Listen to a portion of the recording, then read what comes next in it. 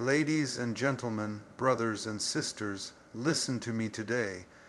Let me tell you something powerful, something that will shake the dust off your soul and stir the fire within you. Brokenness is not the end. I know the pain you carry. I know what it feels like when everything you built crumbles right in front of your eyes. The dream that once soared now lies in pieces. The relationship you poured your heart into has shattered. The confidence you once had has vanished under the weight of disappointment. But I came here to declare, this is not the end of you. Don't you dare let the enemy convince you that your failure is final. Don't let your broken place become your burial ground. You are not disqualified by your damage. You are not counted out because you've been crushed. In fact, it is often in your brokenness where God begins his best work. He's not looking for perfect, he's looking for willing, and sometimes he allows things to fall apart so he can rebuild something stronger, something wiser, something more beautiful than what was before. See, when the walls of your life collapse, it hurts. Yes, it does, but even in the ruins there's hope. Because if you still have breath in your lungs, then purpose still beats in your chest. God does his greatest work in the valley, not on the mountaintop. When you feel like all is lost, that's when he's closest. That's when he whispers, "This is where we begin again." You've been counting your scars, thinking they're signs of shame. But what if they're not shameful? What if they are the evidence that you survived? You've been through hell, but you didn't stay there. You've walked through fire, but you didn't burn up. That's not weakness, that's resilience. That's the hand of God holding you even when you couldn't feel it. That's grace guiding you through the midnight hour. Don't run from the broken pieces, pick them up, because God can do more with shattered pieces than man can do with polished perfection. He takes what's broken and breathes life into it. He takes the mess and turns it into a message. And when you rise, and yes, you will rise, you'll carry power, you'll carry wisdom, you'll carry a story that will set others free. So stop thinking your best days are behind you.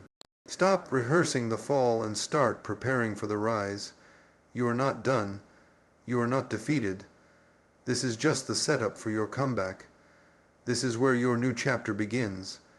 Brokenness is not the end, it's the birthplace of something divine. Keep standing, keep believing, and keep building, because what's coming next is greater than what you lost. You thought it was over. You thought the collapse meant God walked away. But let me shake your spirit awake right now when everything falls apart. It's not always the enemy at work. Sometimes it's the hand of God. Sometimes God lets it fall so he can rebuild it the right way. You cried over the ruins, but he rejoiced over the foundation. He said, "Now I can finally build it the way I intended it to be." See, we like to hold on to what's familiar. We cling to what's comfortable, even if it's killing us. We patch up broken things just enough to keep them moving. We settle for a version of life that's less than what God promised, because we're afraid to start again. But hear me, God is not a renovator, he is a rebuilder. He doesn't just fix what's cracked, he tears down what's unstable. He removes what you thought you needed, so he can give you what you truly need. That job you lost, that relationship that ended, that door that slammed in your face, that wasn't rejection, that was redirection. That was God saying, "You've gone as far as you can with that structure. Now let me show you what I've been trying to build in you all along." And it hurts, yes. It hurts to watch something collapse. It hurts to say goodbye to what you thought would last forever. But don't confuse the demolition for destruction. God is not trying to ruin you, he's trying to reveal you. You see, a strong house needs a strong foundation, and sometimes the life we built was standing on shaky ground. We covered it with paint, dressed it up in pride, hid the cracks with smiles, but God saw beneath it all. He saw that if he let it stand, it would collapse later. So in his mercy, he tore it down asterisk now asterisk to save you asterisk later asterisk. That's love, that's grace, that's wisdom beyond your understanding. And when he rebuilds, oh, when he rebuilds, he doesn't use the same blueprint. He brings better materials, he digs deeper. He lays a stronger foundation of truth, purpose, and character. He builds with storms in mind, so the next time the winds blow, you won't fall like before. You'll stand, you'll endure, because what God builds, asterisk lasts asterisk. So don't mourn over what he removed, don't weep over the wreckage, lift your eyes, look again. The architect is on the scene, the master builder is at work. He hasn't abandoned you, he's working behind the scenes. And when he is finished, you won't just be repaired, you'll be transformed. You won't just be restored, you'll be asterisk reborn asterisk. Let it fall, let it break. Let him build, because what's coming will be greater than what was lost. And when God builds it, no man, no storm, no demon in hell will be able to tear it down again. You've been looking at your life and thinking, I have to start all over again. That thought is weighing heavy on your heart, making you feel like everything you went through was a waste. But I came to tell you today, asterisk, you are not starting from scratch, asterisk. No, my friend, you are starting from asterisk, experience, asterisk. And experience is more valuable than anything this world can offer. When you rebuild, you don't build like you did the first time. You build smarter, you build wiser, you build with understanding. The first time, you may have been driven by excitement. But this time, you're driven by asterisk wisdom asterisk. The first time, you didn't know how deep the roots needed to go. But this time, you've been through some storms and you know how to dig deeper. See, experience is a teacher no school can offer. Life has trained you in a way no textbook could ever prepare you for. Every tear you cried was a lesson. Every betrayal taught you discernment. Every failure showed you where your real strength comes from. Don't disregard the pain asterisk, it taught you something asterisk. And when you rise again, you rise with tools in your hand that you didn't have before. You rise with a memory of what didn't work and a vision for what will. So don't be ashamed of your scars. Don't be embarrassed by your story. Every chapter matters. Every detour, every delay, every disappointment, it was building something in you. While you were waiting, God was working. While you were weeping, he was weaving your next break through into the fabric of your future. You didn't lose time, you asterisk gained wisdom asterisk. The world tells you to erase the past and start clean, but God says, bring me everything the good, the bad, the broken, the bruised, and watch me use it all. He wastes asterisk nothing asterisk. He turns pain into power. He turns wounds into weapons, and when you begin to build again, you'll realize you've got tools in your hands that came from your darkest hours. That's why you're dangerous now. That's why the enemy is nervous. Because now you're not building off emotion, you're building off experience. You know what it costs. You know what it takes. You're not naive anymore. You're focused. You're grounded.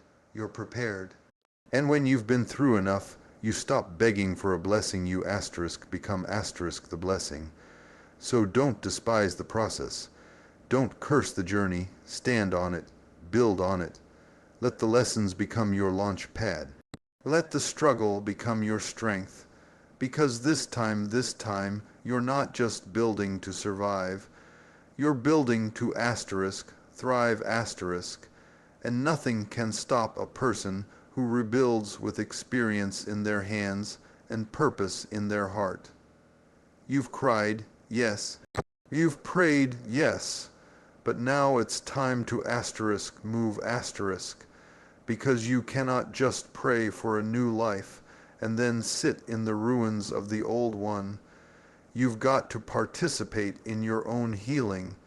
You've got to take the steps. You've got to rise from the ashes with your sleeves rolled up and your spirit stirred. Faith is not passive faith is action It doesn't sit back and wait. Faith builds. Faith digs. Faith says, I may not see the whole picture, but I'm going to start laying the foundation anyway. Too many of us are waiting for a miracle when God has already given us the tools. You're waiting on a door to open, and God is saying, build the door.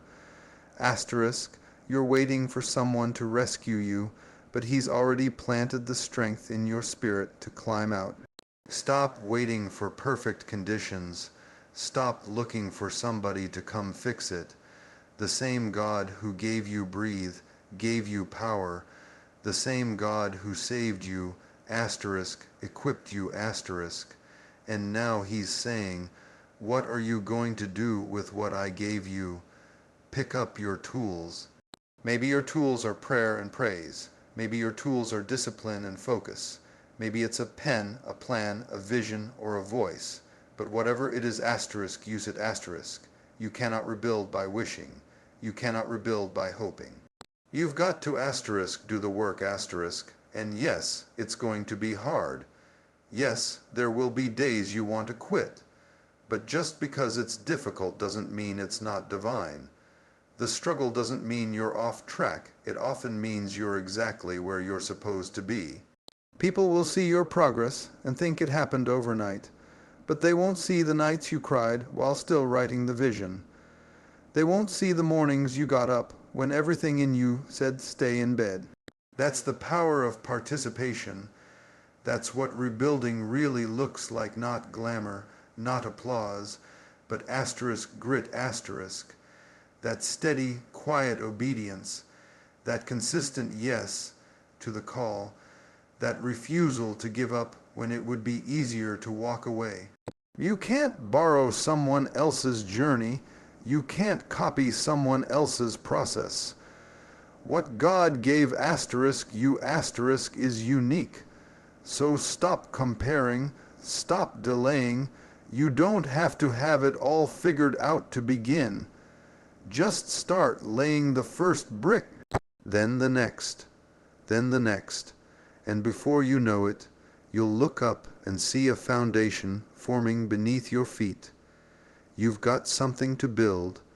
You've got a future worth fighting for. But you have to partner with the promise. You have to work while you wait. You have to dig when you feel dry. Because if you move, if you take the step, if you put your faith into action, God will meet you there. Heaven moves on behalf of the builder. So rise up, get to work, and watch the impossible become real right under your hands.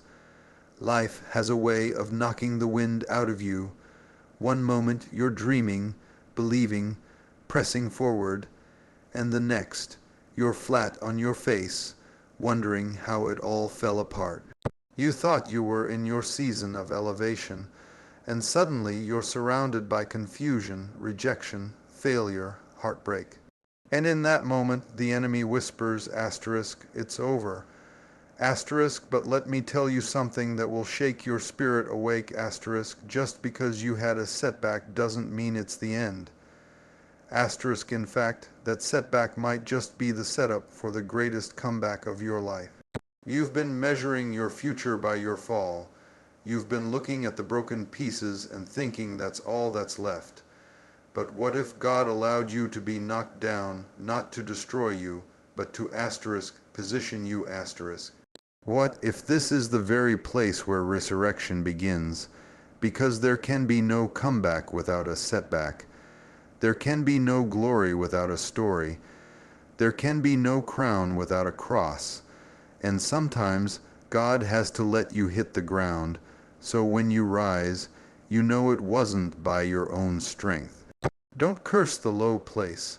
Don't despise the valley, because it's in the valley where God trains warriors.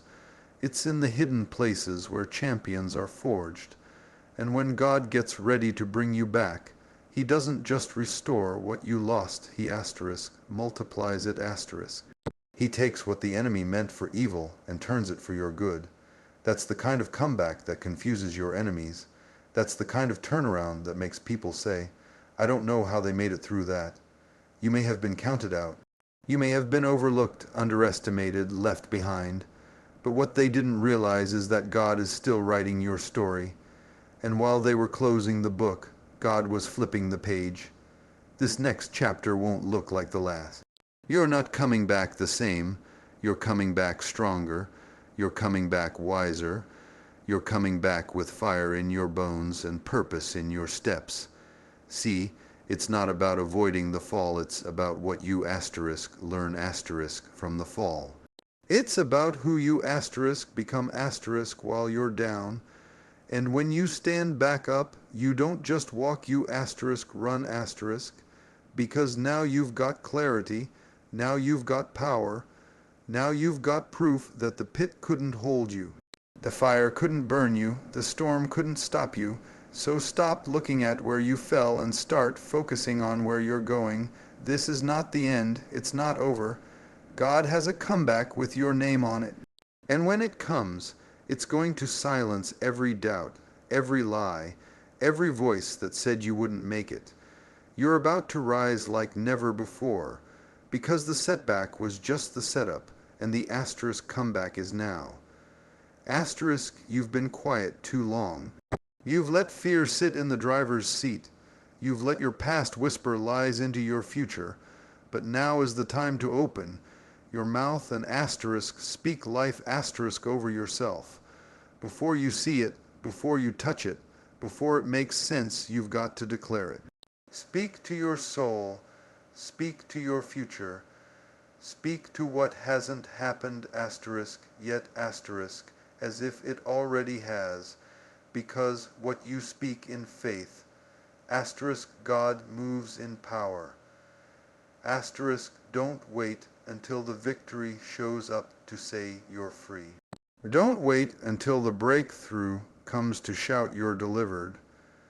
Don't wait until the bank account is full to say you're blessed. That's not faith, that's observation. And faith doesn't need evidence to speak. Faith declares it while it's still dark Faith praises before the walls fall down. Faith calls it done when everything still looks undone. There is power in your mouth. There is authority in your voice. Life and death are not in the hands of your enemies. They're in the words you speak. Some of you have been cursing your own future by agreeing with fear, repeating failure, rehearsing pain. But today, you've got to flip the script. You've got to start speaking like someone who knows who their God is. Speak like someone who's been through the fire and came out carrying glory. Speak like someone who knows the storm didn't kill you. It qualified you. Say it out loud, I will rise again. Say it until your spirit believes it. Say it until doubt gets uncomfortable. Say it until fear packs its bags and walks out. You've been quiet long enough. You've been waiting for someone else to validate you, to recognize you, to speak over you. But there comes a moment when you've got to look in the mirror and say, I'm chosen, I'm purposed, I'm anointed, and I'm not going back. When God created the world, He didn't build it with His hands, He spoke it. Let there be. And there was If you're made in His image, then that same power flows through you. So stop echoing what life has done to you and start declaring what God is about to do through you. Say it until you see it. Declare healing when you still feel pain. Declare provision when the bills are still piling. Declare peace when the storm is still raging. That's not denial, that's dominion. Because what you say in faith has the power to shift the atmosphere around you. Chains break when you open your mouth. Mountains move when you speak the word. You're not waiting for victory. Asterisk victory is waiting for you to speak it. Asterisk so open your mouth. Prophecy to your dry bones. Command your soul to live. Tell your future to rise. Because your words are not empty, they're loaded with destiny. Speak it until it becomes real. Speak it until heaven moves. Speak it because what's coming is greater than what's been, and it starts with the sound of your asterisk own voice. Asterisk